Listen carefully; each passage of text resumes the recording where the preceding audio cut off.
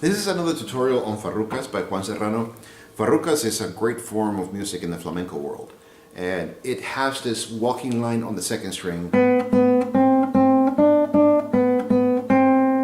And then you reply to that with the first string. Then back.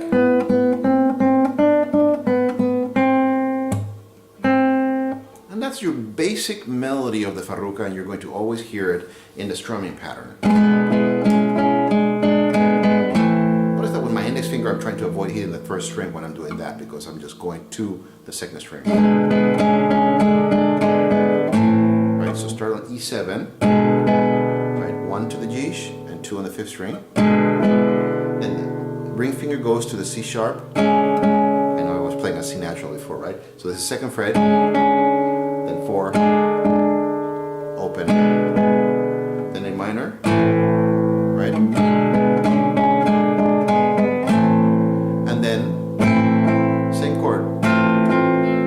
Your 1 so that you grab the bar.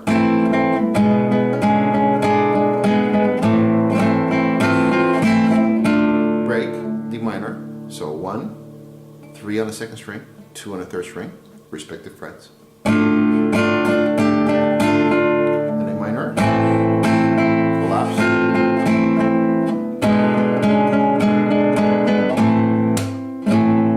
Now I'm going to have to apologize in this video, I don't have the book with me. So if I do some ornamentation or hear something that is not on the book, don't yell at me.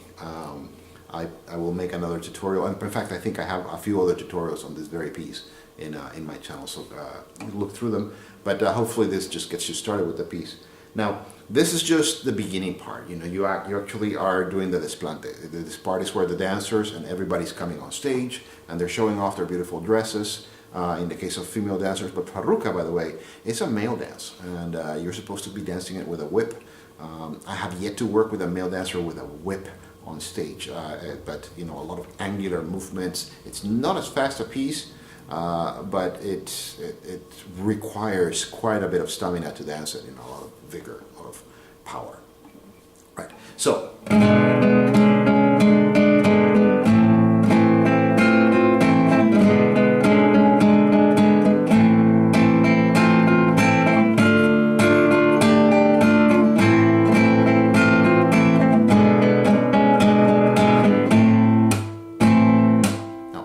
Flamenco guitar, you could tap on it. I'm not going to do that on my classical guitar.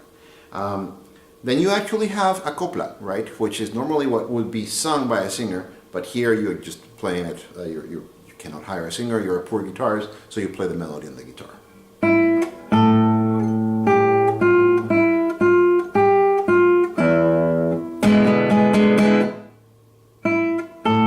Right, that's the 5th fret.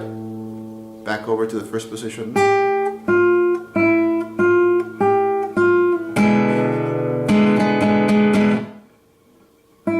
D bass, C,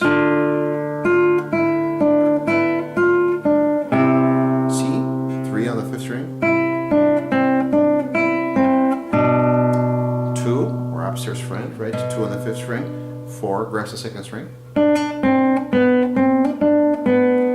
1,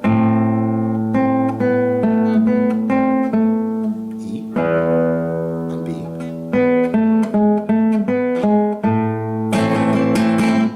Ornament the same thing. Put a little bit of a crescendo when you play those notes.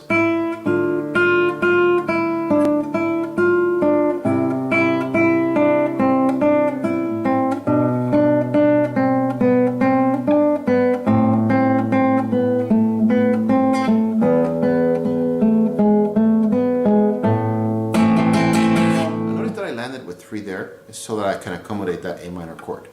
And then you actually have a transition area that is basically the E major or E7 and the A minor chord. You grab the D over here, right? So 1 to the G, 2 on the 5th string, and this time you grab the D, the 7th, on the 2nd string. And your pattern on the right hand is very easy. Thumb, ring, middle, index, or thumb, hook, middle, index, right?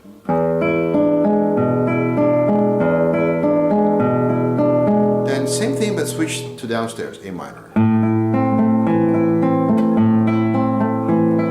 Back over.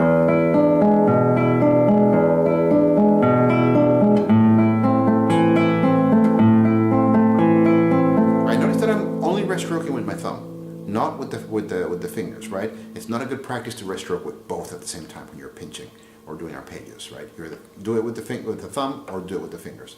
Then you actually have the break on D minor, and this is on 8th notes, right? Not 16th notes.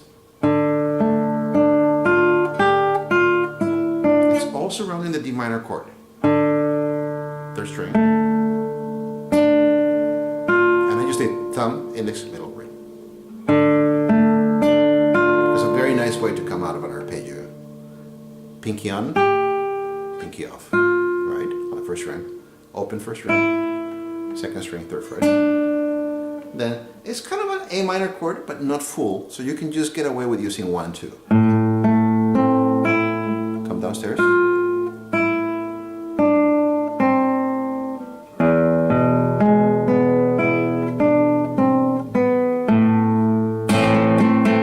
Let's take a look at that again. So you start on, for the break, on D minor, 3rd fret, 1st fret, open, 2nd string, 3rd fret. Then A minor, 1 and 2, 1 on the 2nd string, 2 on the 3rd string. Same strings, different bass, right? A bass.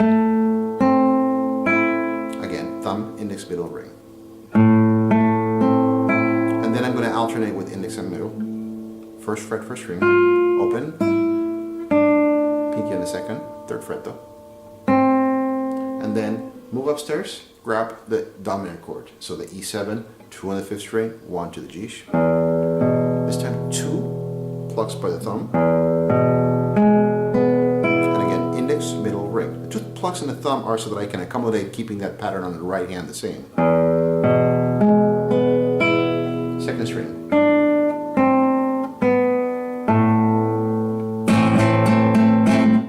Right? And then I think that we have downstrokes, right? Maybe you have a tap before it. I apologize, I don't have the book.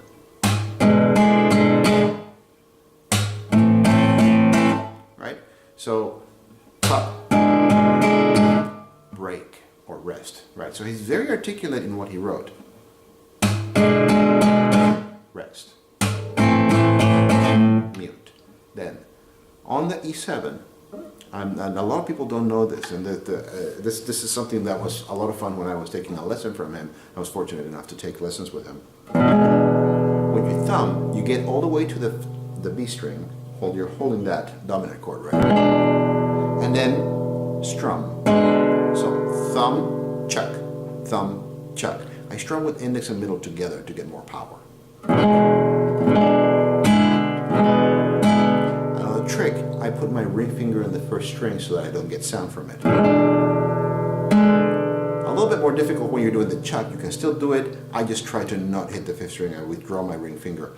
The more fingers that you have like that on the top of the guitar or another string, the more limited your motions are, right? Then A minor, and then rasgada de bola, index, pinky, ring, middle. Notice that my index retracts gradually as the other fingers come out. Index, then the pinky comes out, right? The index retracts a little bit. Then the ring comes out, index retracts more. Middle comes out, index is back into the hand, ready for action. Index comes out, the other fingers are back into the hand. Now I know that there is another pattern where you start with your pinky, ring, middle, index, and then back with the index, pinky, ring, middle, index, back with the index. And that's the way most people play the rasgada de bola. And it's quite difficult, and it's very strenuous on the left hand, on the right hand, sorry, because you have to start with your weakest finger, right? I believe that Juan Serrano's method of starting with the index finger has a lot of merit because of that. However, who's to say, you know, just centuries of flamenco players starting with the pinky and sounding so phenomenally great. I don't see anything wrong with that either. I think that both can coexist. So the next part,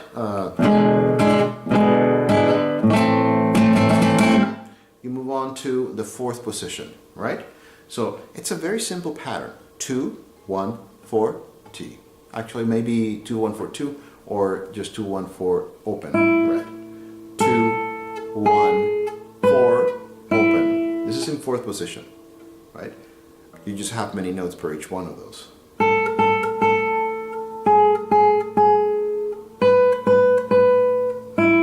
Right? 1, 2, 3, 1, 2, 3. Right? A minor chord. Again. Sorry.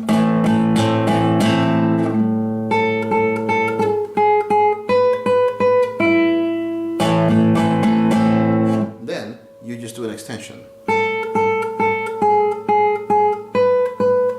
Instead of open, back to 2. And take that and travel all the way to 7th position. 2,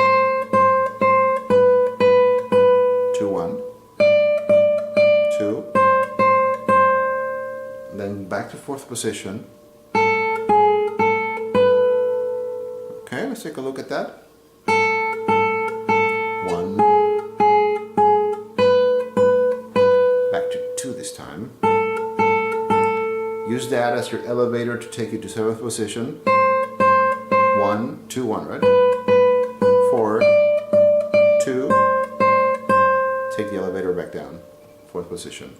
2, 1, 2, 4. I'm not sure whether there's an E bass or not in the book. If there is, great. If there's not, feel free. I think there was not, because you could use it over here. This is another transition, right? Then 2nd string. Then 3rd string, 2, 1, 2. With 2 bass, the 2 on the A bass. So 1, B, 1, 4. 4th string and open E, octaves. Just D and the D on the 2nd string. 2 on the A string, and of course open B. It's just B's, and then you have octaves. It's a little bit more difficult there, right? So start anticipating that. 1 to the G, 3rd string, 1st fret. G sharp also on the 6th string, 4th fret, right? Then you land there. That whole area.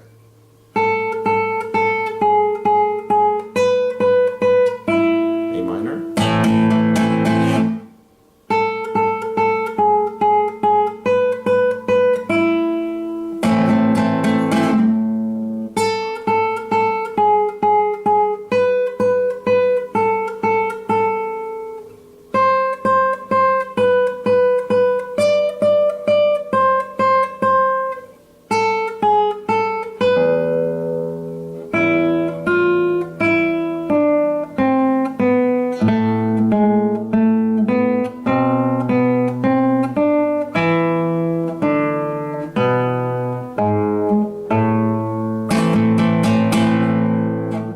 The tremolo part.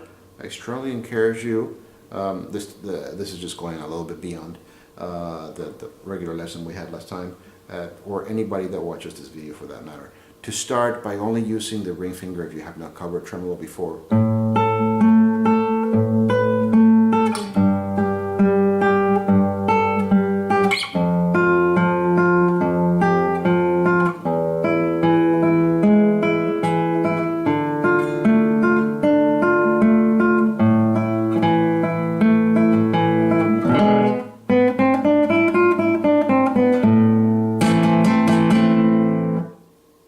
Happy practicing.